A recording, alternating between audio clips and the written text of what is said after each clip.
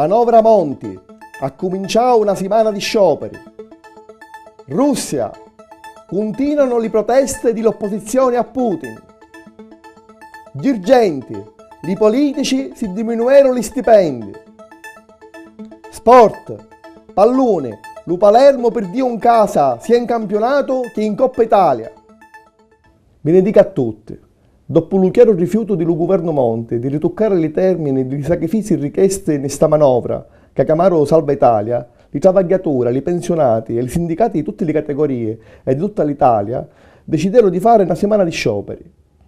Chi fa lamentare a tutti è che per accontentare l'Europa si potevano trovare altre soluzioni. Si potevano addomandare un tanticchia di sacrifici pure a cui se la passa meglio. Delle varie interviste alle cristiane venne fuori che di equità in questa manovra per pareggiare lo bilancio c'è solo la parola, ma mancano le fatti. Continuano le proteste in Russia per presunti imbrogli elettorali.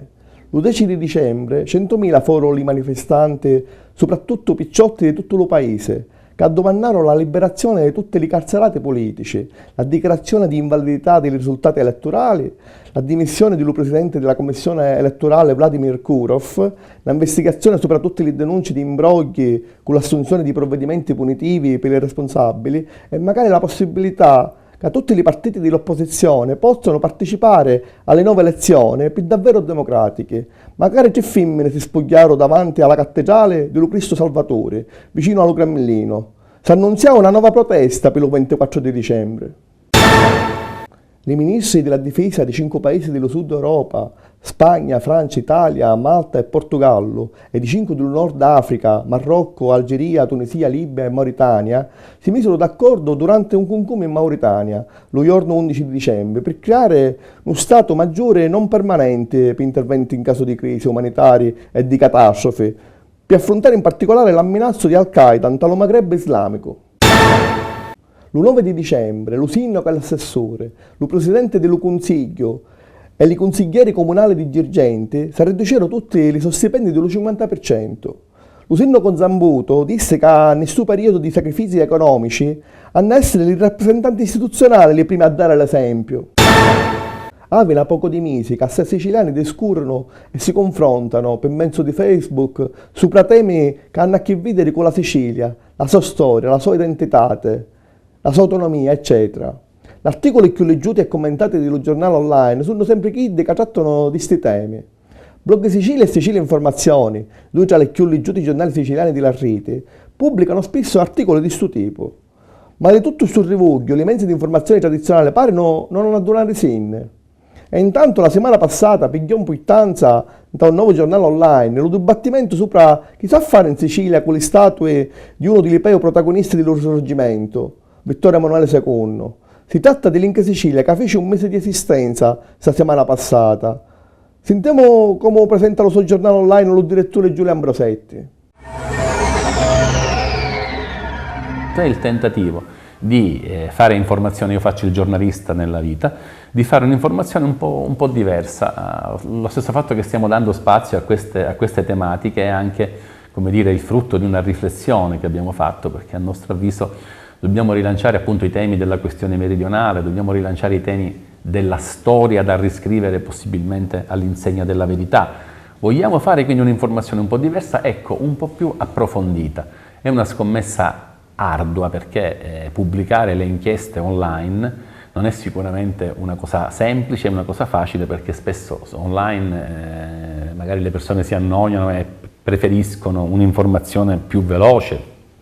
Probabilmente hanno anche ragione. Noi stiamo parlando di questa scommessa, questo nostro quotidiano online che è baricentrato ovviamente sulla politica, sull'economia e sulla cultura. Ci teniamo tantissimo anche alle nostre pagine culturali, ai nostri articoli che facciamo. Questo, per esempio, questa battaglia su Vittorio Emanuele è più che politica e culturale, proprio perché riteniamo che la questione meridionale sia innanzitutto una questione culturale. L'11 di dicembre si inaugurava a Siracusa Archimedeion, lo primo museo scientifico interattivo dedicato allo grande inventore matematico siracusano.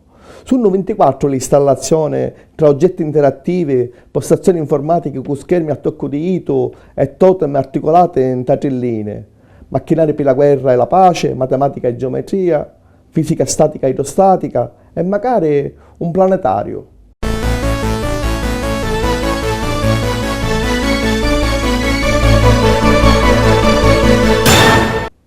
Bendica a tutti, Palluni, Serie A.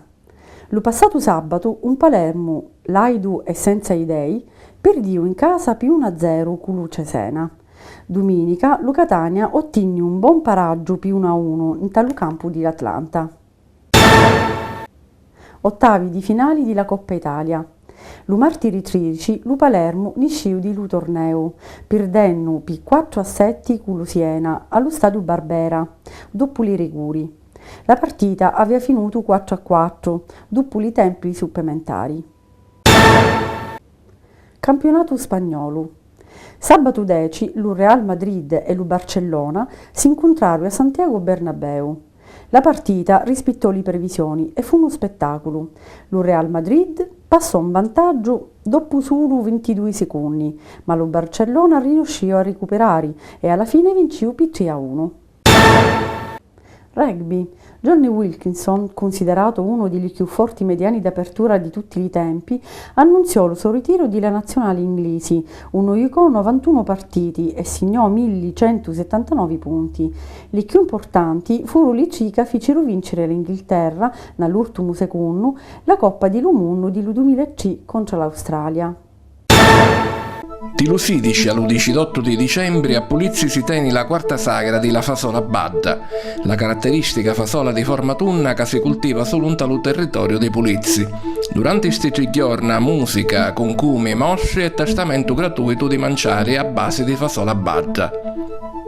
Domenica 18 di dicembre si può visitare gratuitamente, prenotandosi prima per mezzo di internet, lo presepio viventi di Termini. Sono chiossai di 250 le fioranti che danno vita allo presepio terminese, che si tiene pure un tale giorno 26 di dicembre e 6 e 8 di Innaro. Chissà è tutto per questa settimana. Ci vediamo lo prossimo venerdì. Salutiamo.